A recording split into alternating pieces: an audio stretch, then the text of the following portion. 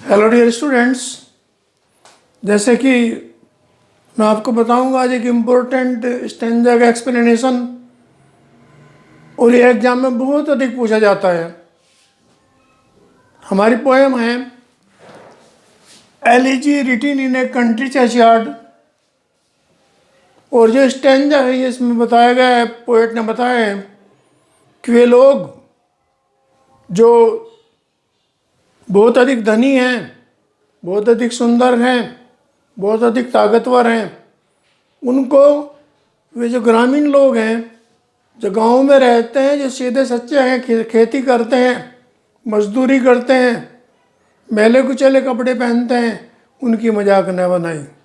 लेकिन आपसे मैं रिक्वेस्ट करूँगा कि आप मेरे वीडियो को आप शेयर करें तथा मेरे चैनल को सब्सक्राइब करें। प्लीज़, यदि आपको मेरी वीडियो अच्छी लग रही है तो मेरे चैनल को सब्सक्राइब अवश्य करें, ताकि आपको आगे जो वीडियो मैं अपलोड करूँगा वो आप तक पहुँचती रहे। तो मैं यहाँ पर बता रहा था कि ग्रामीणों की हमको मजाक नहीं बनाना चाहिए, स्पेशली फार्मर्स और labourers. They are the backbone of any country. ये किसी भी देश की रीढ़ की हड्डी है। तो पोएट यहाँ पर यही बता रहा है कि वे लोग जो एम्बिशियस हैं, जो महत्वाकांक्षी हैं, जो उन्नति कर रहे हैं, ऊंचे पदों पर बैठे हैं, धनवान हैं, सुंदर हैं, या उनके पास और कोई बड़े पद हैं, तो उनको किसानों की मजाक नहीं बनानी चाहिए। तो यहाँ पर ये स्टैंजा मैं पढ़ रहा हूँ, पहले बता रहा हूँ कि what is the explanation of this lines. इसके बाद रेफरेंस, कॉन्टेक्स्ट और एक्सप्लेनेशन आपको बताऊंगा। तो आप देखें यहाँ पर, explain the following with reference to the context of the given lines. यानी क्वेश्चन पूछा गया रेफरेंस, कॉन्टेक्स्ट और एक्सप्लेनेशन गिवन लाइन्स, यानी ये स्टैंजा यहाँ पर, इसका आपको इसके रेफरेंस, कॉन्टेक्स्ट और एक्सप्लेनेशन बताना है।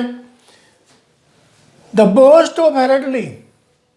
बोस्ट मीन्स एक तरह से ऊंचे, हेरेडली मीन्स हेरिटेज, वंशज, यानी जिनके पास पुरानी संपत्ति है या पुराने पद हैं या पुरानी कुछ राजशाही उनके ठाठ हैं, वे लोग। द पोम्प ऑफ पावर, जो शक्तिशाली हैं, जो शानदार हैं। एंड ऑल दैट ब्यूटी, और वे लोग जो बहुत सुंदर हैं या किसी तरह कोई सुंदरता है।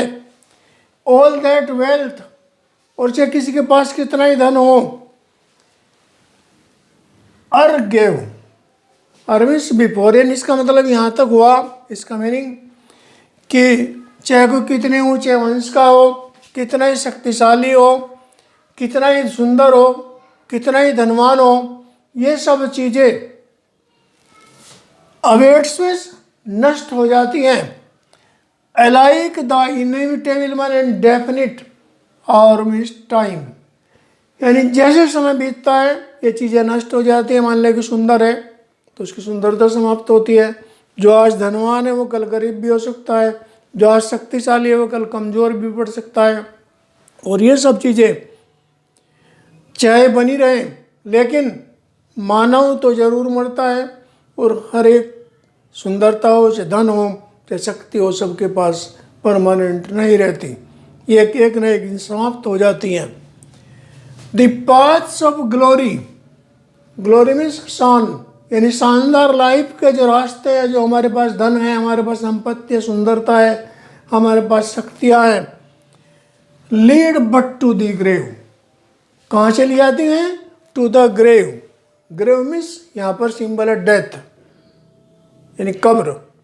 यानी इसका कहने का मतलब है, क्योंकि the poet is a Christian, और क्रिश्चियंस को आप जानते हैं कि ये डेड बॉडी को दफन करते हैं ग्रेवयार्ड में ले जाकर, तो इट मीन्स डेथ। तो एवरीवन हैज़ टू डाई, हर एक को मरना होता है। So we should not mock and hate the people who live in the villages, and the farmers should be respected. तो अब इसका हम देखें reference to the context. Reference to the context मैंने इसका एक ही साथ बताया है। This remarkable stanza, remarkable is important, ये imported stanza has been brought from an elegy written in a country churchyard. An elegy written in a country churchyard. ये poem का नाम है, एलिजी है। इसमें यहाँ पर पोएट ने ट्रिब्यूट, श्रद्धांजलि दी है, ट्रिब्यूशन किया है उन ग्रामीणों के लिए जो इस दुनिया से जा चुके हैं। Because the poet is sitting in the graveyard. Poet कब्रिस्तान में बैठा हुआ है और ग्रामीणों के बारे में सोच रहा है कि वे ग्रामीण जो यहाँ पर दफनाए गए हैं वो भी मेहनती थे और उनको पढ़ाया लिखाया जाता तो बहुत ऊंचे पदों पर पहुँच सकते थे जैसे कि दूसरे लोग पहुँचे। थॉमस ग्रे, इसका पोएट कौन है? Thomas Gray. The poet says that, poet यहाँ पर कहते हैं, we know that death comes to all. हम जानते हैं कि मौत सबको आनी है। So we should not mock anyone, इसलिए हमें किसी की मजाक नहीं बनानी चाहिए। And ego should not be mentioned with hate, और हमें घृणा किससे नहीं करनी चाहिए। ईगो मीन्स हमारे में कोई घमंड नहीं होना चाहिए अपने ऊपर इनोसेंस से कि हम ही सब कुछ हैं, तो ऐसी ईगो हमको नहीं रखनी चाहिए। We should be simple and friendly with everyone, हमें हर एक के साथ क्या होना चाहिए? मित्रता के रूप में रहें, सिंपल रहें, साधारण रहें। अब explanation, Thomas Gray explains, Thomas Gray क्या समझा रहे हैं, व्याख्या कर रहे हैं इसकी। That any kind of great and big heritage, कि किसी भी तरह की बड़ी हेरिटेज में जो पूर्वज से प्राप्त हमको पद हो, संपत्ति हो, should not be felt with pride, इन पर हम घमंड ना करें। यानी अपनी बातों पर हम गौरव तो करें, प्राउड फीलिंग तो करें, लेकिन प्राइड फीलिंग ना करें। ह्यूमन पावर, मानव शक्ति, ब्यूटी, सुंदरता एंड वेल्थ और धन आर नॉट परमानेंट, ये परमानेंट नहीं होती, क्योंकि संपत्ति, धन और कोई शक्ति जो आज जिसके पास है वो आगे नहीं होती, समाप्त हो जाती है एक दिन, सभी का ऐसा आता है। एवरी पर्सन, हर एक व्यक्ति, वेल्थ एंड पोस्ट, चाहे किसी के धन हो, चाहे संपत्ति, चाहे पोस्ट में से रैंक या पद हो, is ended by passing of time, जैसे पासिंग ऑफ टाइम में समय बीतता है ऐसे चीज़ें समाप्त हो जाती है। धन संपत्ति या सुंदरता पूरी तरह समाप्त हो जाती है, एक टाइम आता है।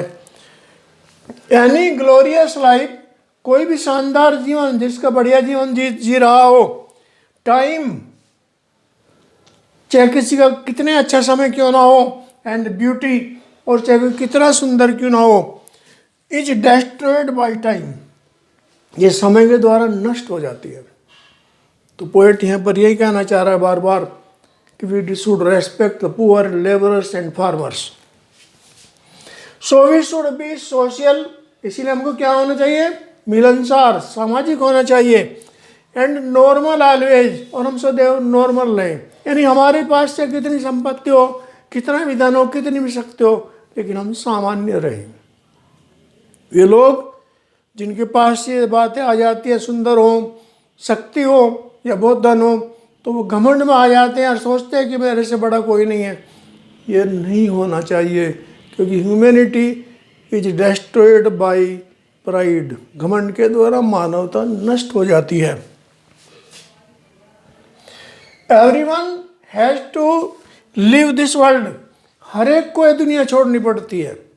मान लिया आज कोई ऊंचे पद पर है, कल वो नहीं हो सकता ऊंचे पद पर। आज वो दुनिया में जीवित है, कोई भी व्यक्ति जो घमंडी है वो मरना निश्चित है। एवरीवन हैज टू डाई, हर एक को मरना पड़ता है, ये दुनिया छोड़नी पड़ती है। So we should be normal, इसलिए हम क्या है? नॉर्मल हो। नथिंग इज पर immortal in the world, poet कह रहा है कि दुनिया में हर एक चीज इमोर्टल मीन्स अमर, अमर नहीं है, परमानेंट नहीं है।